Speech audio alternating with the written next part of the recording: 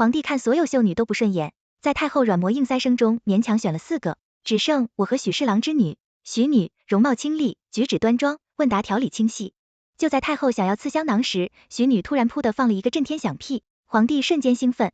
许氏之女殿前失仪要牌子送出宫太后，我忍不住了，皇上，这只剩最后一个了，你是想气死哀家不成？皇帝便指着我道，那就这个吧，这个长得鼻是鼻，眼是眼孔，都对得上赐香囊吧。我今年15，是光禄寺少卿江武德之女，恰逢皇帝要选妃，要求在职5品官员以上，家中适龄女子皆要参加选秀。圣旨下来的时候，我爹不屑一顾的将其扔在一旁，说谁人不知当今帝后伉俪情深，皇帝曾立誓不要后宫3000此生只手削皇后1人选秀之举，无非是太后所迫而已。我爹估计皇帝一个都不会选，应该全是太后选，而太后肯定会选择那些个家世显赫的高门贵女。完了，问我怎么看这事，我正抱着饭碗吃的欢实头也不抬的回道，除了用眼睛看，还能怎么看我？爹瞥了我一眼，叹了口气说，行吧，我花钱打点一下，你最后去走个过场，不影响你睡懒觉。于是在亲爹的安排下，我果然睡到日上3竿，最后才屁颠屁颠的赶上最后一位。轮到我们这最后一排的时候，皇上一副心结回家找妈妈的模样，说这个额太宽不好看，那个腰太细不好生养，那个又皮肤太白，怕有病，通通撂牌子呲花。坐在边上的太后要气死了，目视皇上赶紧闭嘴，他来相看。对着我旁边的许侍郎之女好一顿考究，人家姑娘对答如流，知书达理，谈吐优雅，样貌也是个顶哥的好太后，问了连连点头，叨了皇帝一眼，大概意思是你再拒绝试试。皇上无奈，正要是一次香囊留牌子，谁知道扑哧一声，一个震天响的屁声响彻殿厅，殿厅瞬间安静如鸡，徐氏哭了，皇帝却笑了，高兴的道，徐氏之女，殿前失仪要牌子赐花。太后忍不住了，皇上人都被你气跑了，你是想气死哀家不成？好歹你也做做样子。想到皇上指着我说道，那就这个吧，这个长得鼻是鼻，眼是眼，没有一个恐怖对的赐香囊，说完一刻也不回头的转身离去。我就这样被一顶大轿抬进了宫。原本我是不愿进宫的，因为进宫后就再也吃不到李氏肉铺的大卤猪蹄了。我和我娘抱作一团哭的梨花带雨，我娘还要抽时间抽了大骂我爹星号，早知道就该让我早去早回了。可是我爹跟我说，宫里的大肘子比外面买的更好吃，于是手一吸溜，大鼻涕转哭为笑，进宫的第一件事便是吩咐厨房给我做卤香大猪蹄。结果我爹派过来伺候我的岳叔却告诉我，我等级太低，不配吃猪蹄那蒜香大虾呢。岳叔摇了摇头，叫花鸡呢。一连问了10几个菜名，岳叔都统统摇头否定。这下我不愿干了，一屁股就坐地上，张嘴就要喊阿娘进宫接我。岳叔见状，赶忙往我嘴里塞了块糖糕舔，甜滋滋的味道瞬间充盈口腔，是我最爱的藕粉桂花糕。我抽抽搭搭的吃着糖糕，又把岳叔手里的糕点全部拿了过来，这才欢喜起来。岳叔见状，舒了口气，轻声道，老别送小主进宫也是没法的事。虽然这宫里不比府里自由，但是皇上皇后是个人后的小主，性子又醇厚，不争不抢，皇后的日子定能安安稳稳的。而且这大肘子叫花鸡羽，虾也不是永远没得吃了，只是不比那些受宠的妃嫔多吃些，咱们以后还是有机会吃得上的。我一听，瞬间来了精气神，那我什么时候可以吃大肘子？春桃，我咬着牙齿，报直接皱成个川字，扒拉着桌子上可怜巴巴的几个绿色蔬菜，唯一的荤菜竟然只是一小盘子红烧肉。思考片刻，我慎重将筷子往桌子一拍，豪气万状对天立誓，我要做宠妃。岳叔啪一声惊掉下巴，手里的糕点顿时掉落满地。小主，咱们可要低调点啊，此次进宫就咱位分最低了。我顿时像泄了气的皮球一样淹了下去。此次选妃皇帝根本无心相看，全靠太后一人把持。为了巩固朝政，太后早早根据朝堂身世背景样貌硬塞了4个姑娘，只有我是唯一一个亲自被皇上点中的姑娘，可那又如何？皇上想看都没看我一眼，只是没别人点了而已。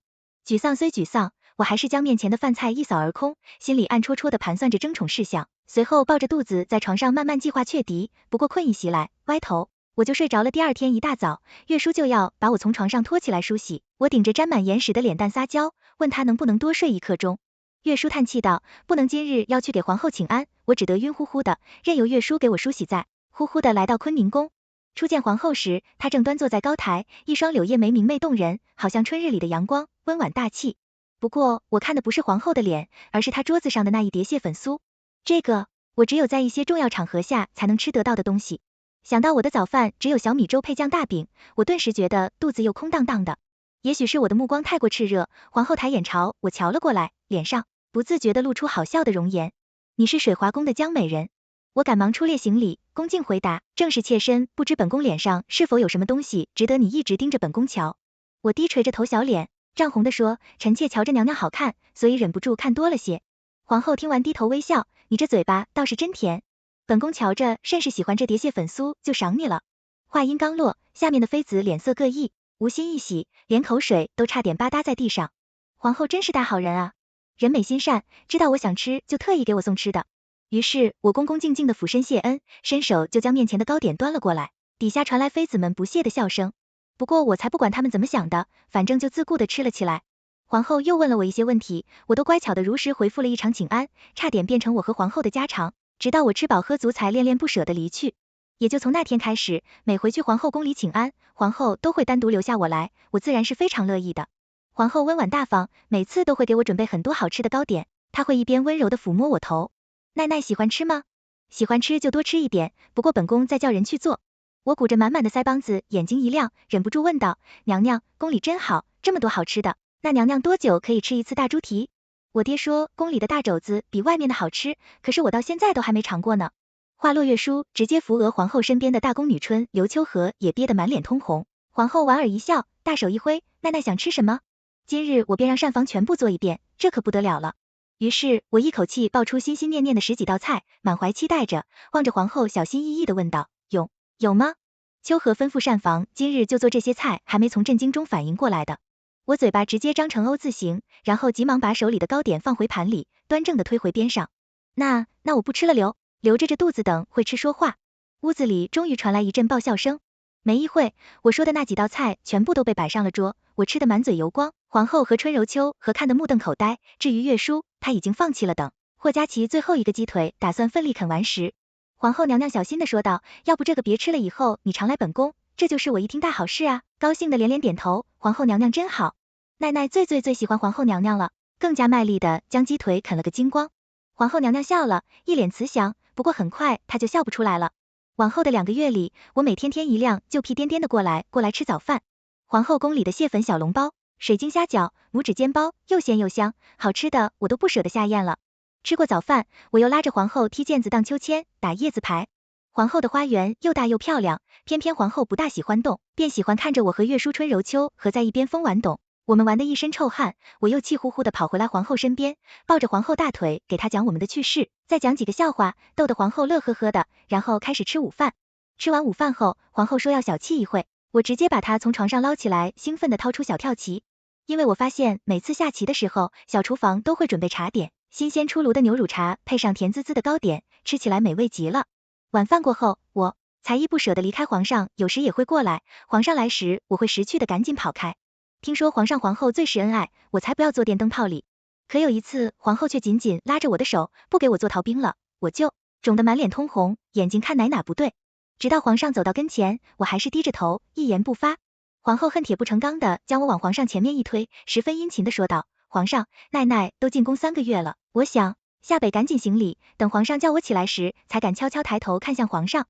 此时皇上也是满脸通红，支吾了片刻才迟疑的道，你是哪家的孩子我？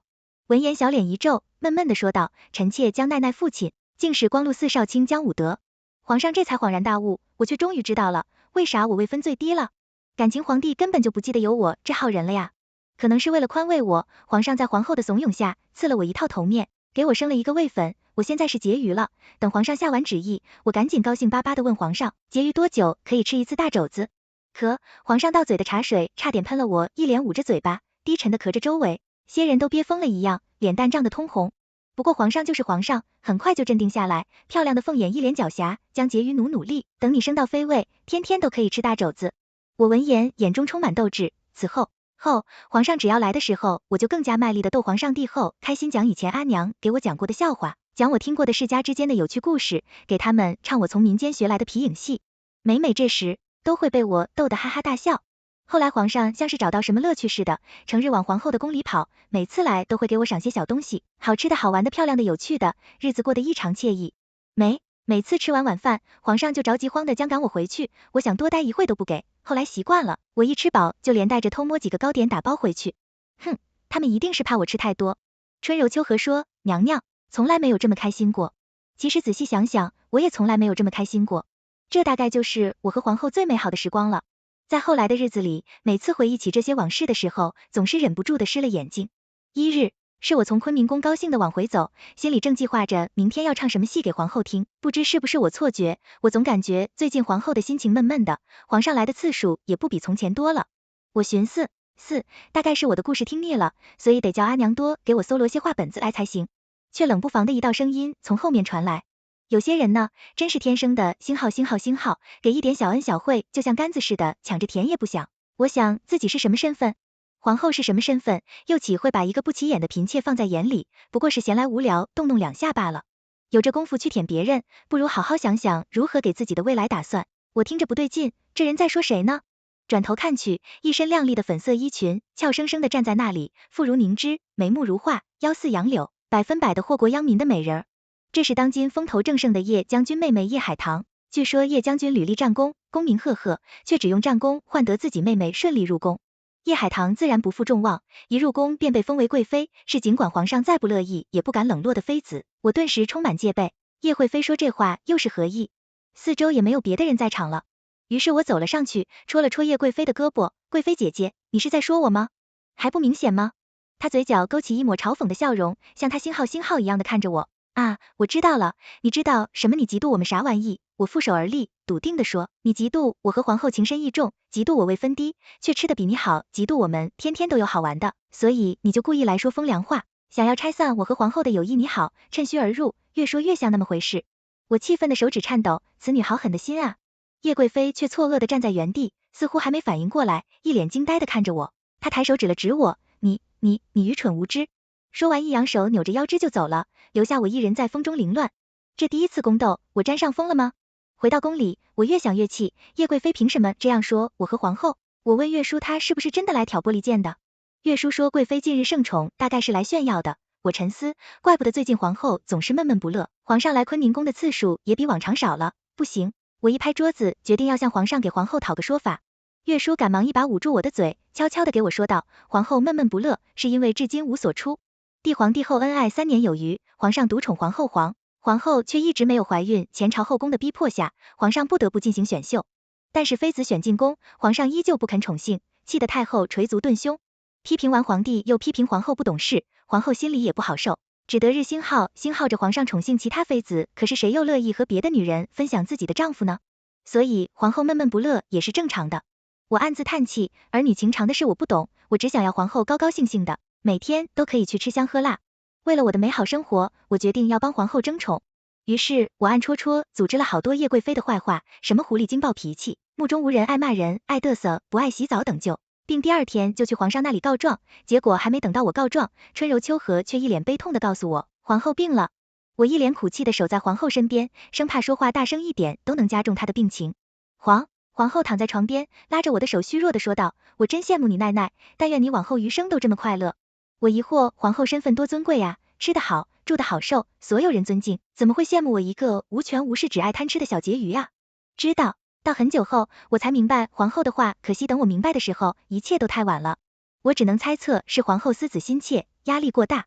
于是我反握着皇后的手，很认真的说道，皇后娘娘，福泽深厚待，人又宽厚仁慈，上天一定不会辜负娘娘的愿望的。说不，娘娘放下思虑，惊喜很快会就来了呢。你这小顽皮鬼说话是越来越讨人喜欢了。随即又有些悲伤的说道，你的心思呀，只能用在皇上身上，我倒是没那么揪心了，我才不要呢。我只守着皇后姐姐一人，谁要去讨好那皇上呀？有些话你私下跟我说说就好了，可千万不要跟别人说了去知道。恶魔皇后一边抚着我头，一边叮咛，我拼命的点头应是，也许是我的话起了作用，也许是皇后自己放下了紧绷的心。2个月后，皇后终于诊出喜脉，我和岳叔都很高兴，然后也激动的流出了眼泪。春流秋和直接抱在一起，哇大哭了起来。最后还要皇后娘娘嗔怪的打趣，他们不知道的还以为怀孕的是你们呢。没一会，各宫妃嫔都一一前来道贺。叶贵妃和淑妃一起进来的来了后，就一直盯着皇后的肚皮，啧称奇，你这肚子真神奇。我看他那恨不得将肚皮看穿的眼神，立马跳出来，挡在皇后前面，得意且嚣张的说道，我家皇后娘娘的肚皮当时神奇了，可是受到了神明的青睐，所以肚子里才有宝宝的你就别想了，等我有了宝宝，你也不一定会有。闻言，叶贵妃差点气哽，直指我道，你一个没被宠幸过的人到底懂不懂怎么才能怀孕？我怎么不懂，只要进了宫，自然就会怀孕了，只不过是机缘的问题。哼，我颐指气使，俨然一副我很懂我最懂的模样，全然不顾在身后使劲拽我衣服的月叔，直到全场又爆发出一阵猪笑声。等到大家都散去后，我就一直盯着自己的肚子瞧，恨不得也能立马怀孕。皇后知道我的想法后，直笑着点我额头，你的脑袋里成天都在想什么呢？我在想娘娘肚子里能生出几个宝宝呀？是不是有好多小宝宝要喊我姨了？对于这个孩子，我们都很期待，皇上也很期待，不论多忙，皇上每天都会抽时间来皇后宫里一趟，每次来了都要把耳朵贴进皇后肚子，听听对皇后的赏赐，从不间断。我们这些妃嫔也跟着沾了光，不仅免了每天的请安，各宫君还赏了3个月的俸禄。我每天都搜罗着从民间买来的话本仔细，再做成皮影戏，再高兴的唱给皇后听。皇后宫里又恢复了以往的嬉笑声。我和萧子晨的第一次见面是在一个艳阳高照的午后，因为怀孕，皇后的胃口一直不好，吃什么吐什么人更是整整瘦了一圈，看得我焦急不已。这天午饭过后，我便哄着皇上，我想去一趟果园，扬言嘴太馋了，想亲自去摘点水果。姐姐属皇上执拗不过我，只得同意了我的请求。我一阵风似的跑得贼快，不顾皇后在背后的担忧。正值炎炎夏日，园子里好些成熟的水果，皇后自然是不缺吃的，但我想亲自挑选些漂亮的杨梅做酸汤，皇后娘娘定然会喜欢的，也许她就能多吃点东西了。说干就干。望着对面高大的果树，漂亮的果子永远都在比较高、比较危险的地带，但这难不倒我。小时候我们府里也有苹果树，嘴馋又贪玩的我没少爬树，所以对上这棵杨梅树，我自然是二话不说就攀上树顶。月叔在底下焦急如焚，我在树上摘得不亦乐乎，那一刻仿佛又回到了小时候。我突然想起阿爹，每回我在树上时，阿爹阿娘总会在底下一眨不眨的守着我，鼻子一酸，视线突然有一刻的模糊，脚下突然踩空，失重感随即而来。月叔惊出杀猪般的叫声，我以为我会和大地来个亲密接触，没想到一个淡青色身影飞奔而来，我正正的砸进一个结实的手臂，没有想象中的疼痛。我闭着眼睛，紧紧的搂着我所碰到的一切，直到月叔赶上来，我才后知后觉的反应过来，连忙睁开眼睛，迅速和对方保持开距离。古铜色的肌肤结实有致，粗眉大眼，但一点也不粗犷，反而有种天生的温文尔雅气质，不是像皇帝的那种温室小白脸，反而如阳光般英气洒脱，反正就是好看。不过还没等我多看两眼，月叔就哭哭啼啼的扑过来，将我左右一番检查，生怕我有任何闪失。我赶紧对着面前的男子行礼道谢，臣是皇上的御前侍卫萧子晨阳，难道没事就好？臣就先行告退了。萧子晨听名字有些熟悉，不过我也没有多想，虽然他救我了，但毕竟是个外男，所以我们随意行的礼就离开了。没想到的是，等我提着一篮筐的杨梅和桃子回到皇后的寝宫时，却正正碰上了另一抹淡青色的身影。长姐，这是陛下特恩准我去采的杨梅，听说怀孕喝点酸梅汤可以开胃，这些都是弟弟亲自摘的，个大又红，姐姐拿去教下人们做了来喝就是。我一听不乐意了，急忙跑上前来，皇后娘娘，我也摘了好多杨梅呢。我哭泣着，小脸好像被人抢了功劳一样，又瞪了一眼萧子晨，皇后娘娘肯定喜欢吃我摘的，我这里有好多了，你留着吃吧。见我一副悲痛的模样，皇后只得收下2个筐子，说明天就多做点酸梅汤，大家一起解解暑。我这时候才知道，原来萧子晨是萧皇后的弟弟，因为武艺精强，如今担任皇上的御前侍卫右，因皇后有孕，所以特批萧子晨来后宫探望。怪不得第一次听这个名字，感觉有些熟悉呢。后来萧子晨就经常往皇后宫里跑，每次都会捎点从皇后母家顺带过来的小东西有时候是好吃的糕点，有时候是好玩的小玩具，偶尔是小孩子的小衣服帽子之类的，我总是在一旁静静的候着，见到是好吃的就眼疾手快的先来一口，美其名曰替皇后分忧后来就变成不管带什么一定会有美味的糕点。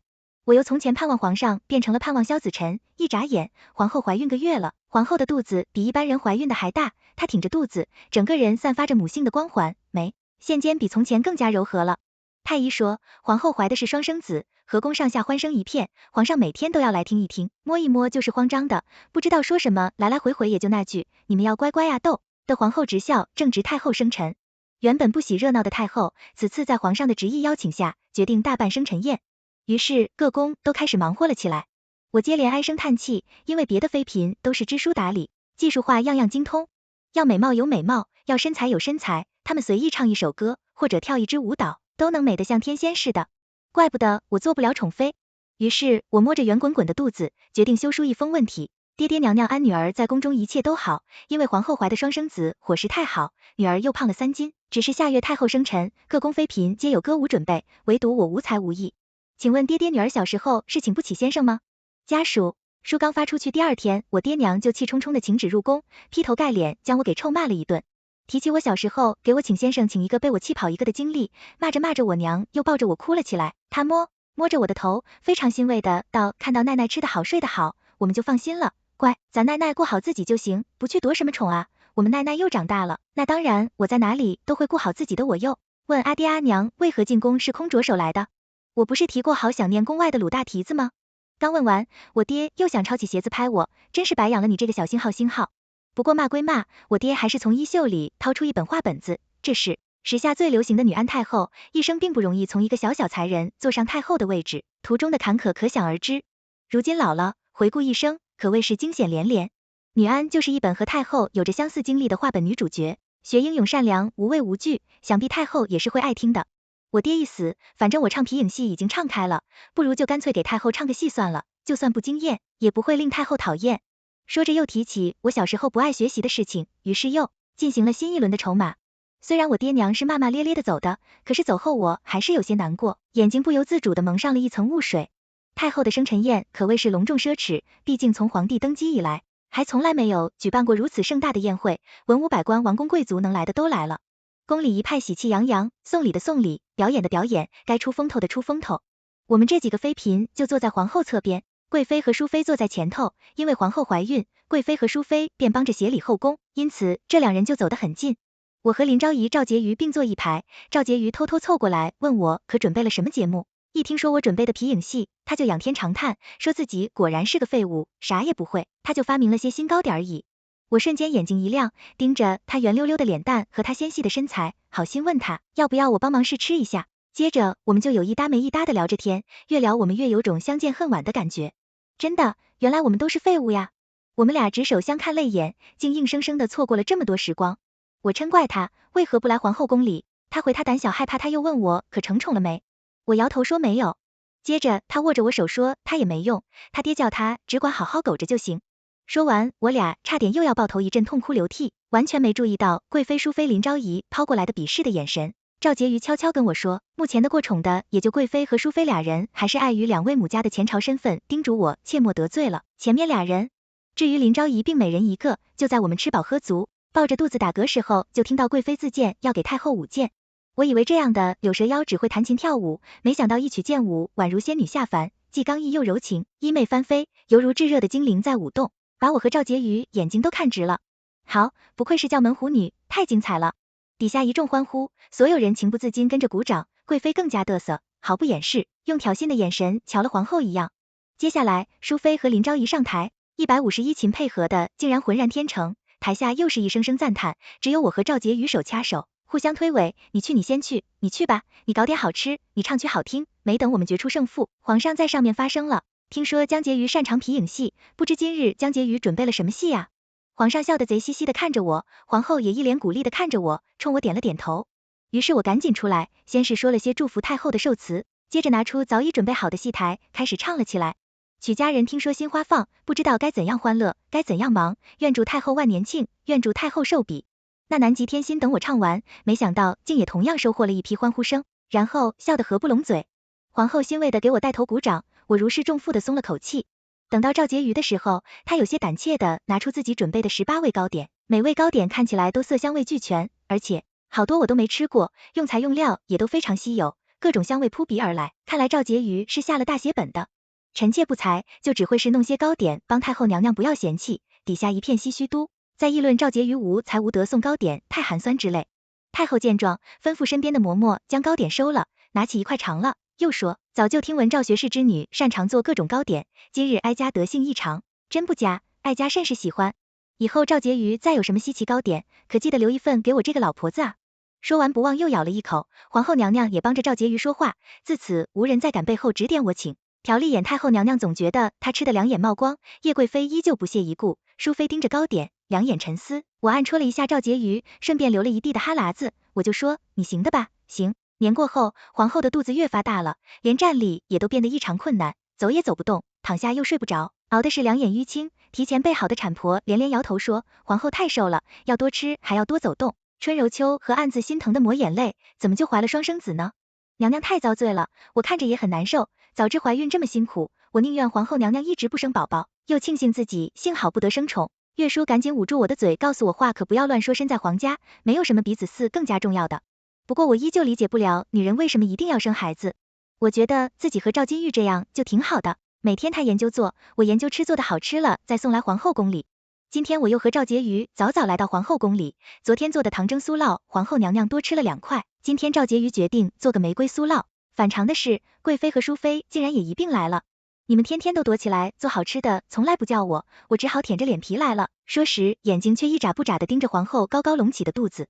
皇后见状，一把拉起贵妃的手放在自己肚子上。贵妃眼睛嗖一下亮了，满脸写着震惊，太神奇了，竟然会动一副没见过世面的样子。我可是天天摸天天听呢，皇帝都没有我摸得多。我又看向旁边的淑妃，只见她一脸深沉的低着头，全然对皇后肚子不感兴趣的样子。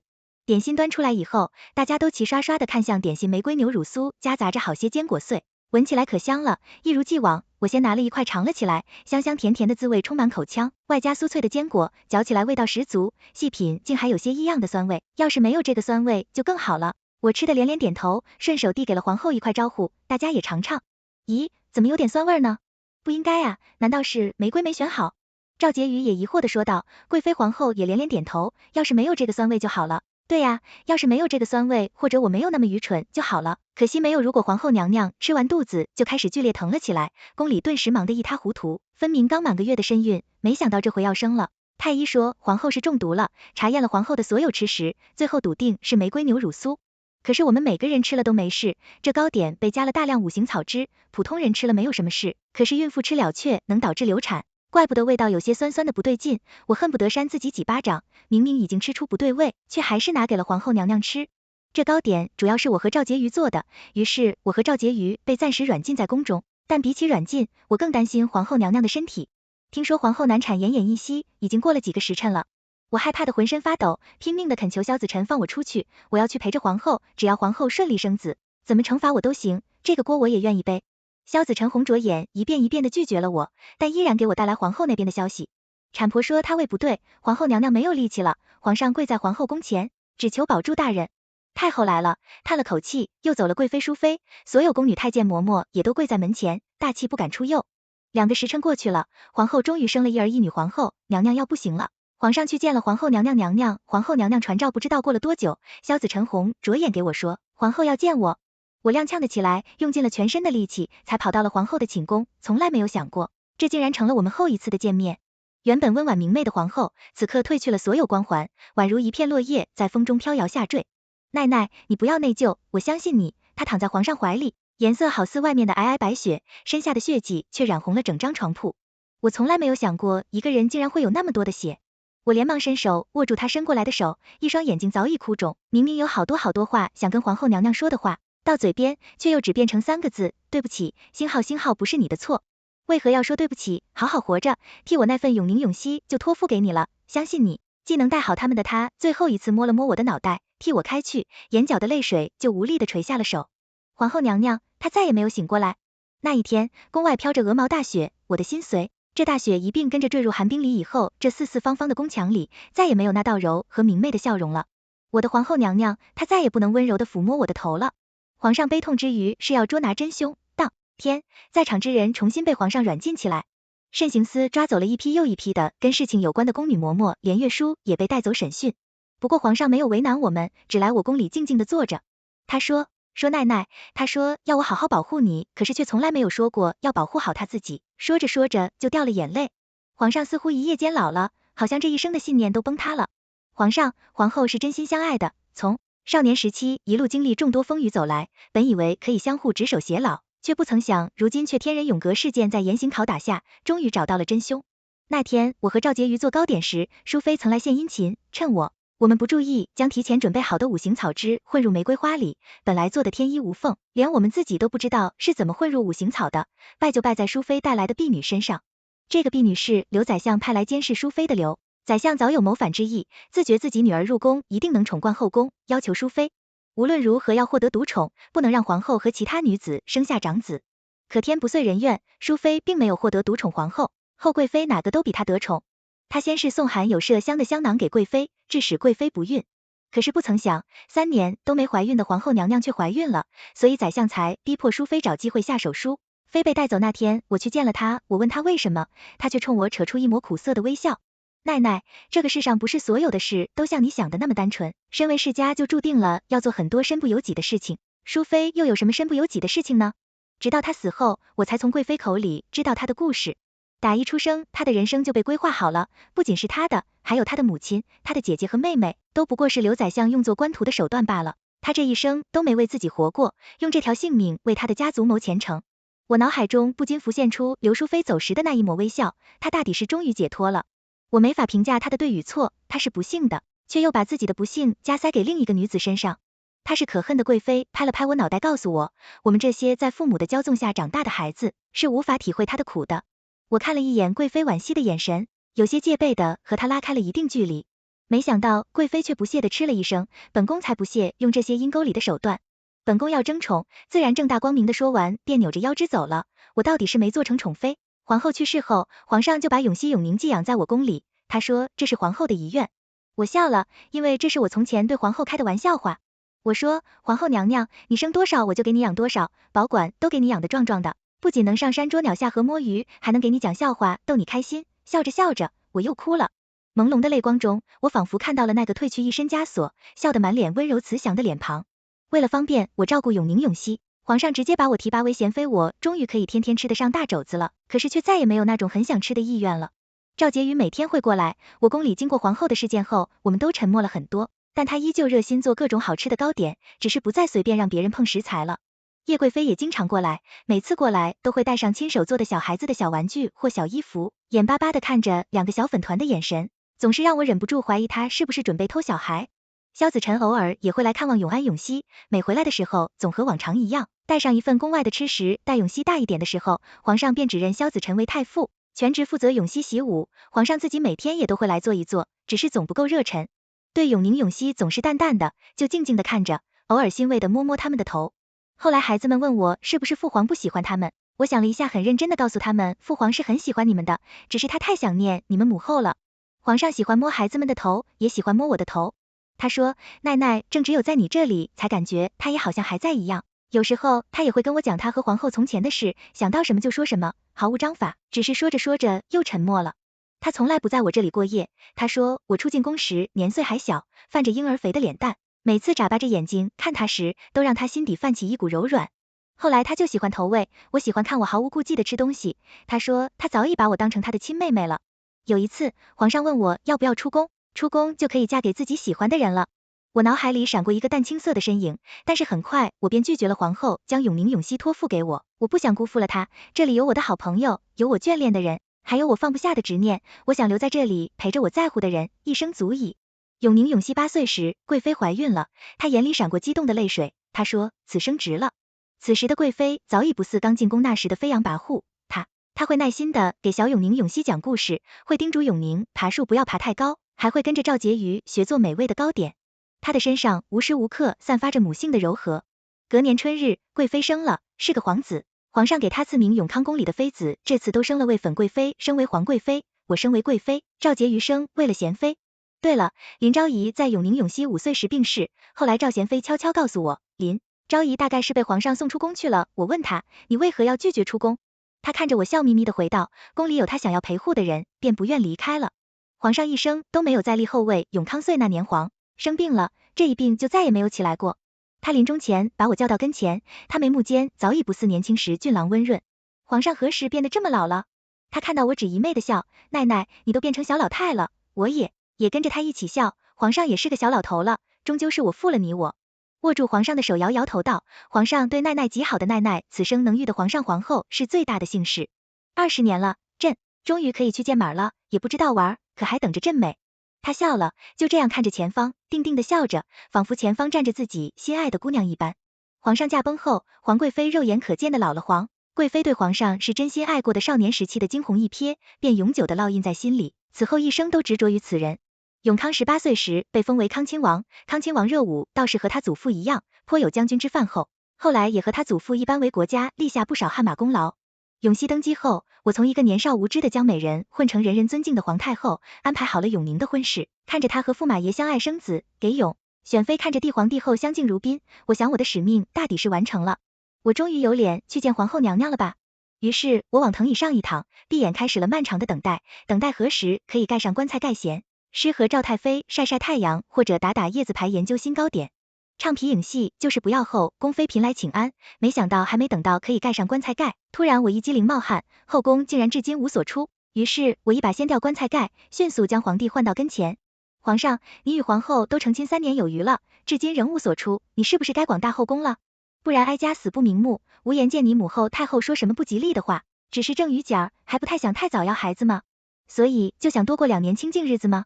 我一听嘴巴都要气歪了，早什么早哀家，像你这么大的时候，你们都满地跑了。总之我要抱孙子，我还手于胸，一副不抱孙子不罢休的态度。但是不知道皇帝怎么想的，答应的飞快指天发誓，一定让我2年内抱上8孙子，然后就贼一样的溜走了。我顿时有种被坑的感觉。后来皇上果然兑现了承诺，不只是2年抱上了1个孙子，而是3年抱上了2孙子，并且肚子里还揣着1个。我乐得合不拢嘴，心里想使命真的完成了，这下终于可以安心盖板板了吧。结果不孝皇帝却不让我盖板板，将孩子一个个往我宫里一丢，美其名曰缓解我的寂寞。他们小2口倒是独自享受2人世界去了，气了我。和昭太妃一人抱着1个，还有仰天交换大的那个，别爬太高了，你祖母当年也没有爬那么高。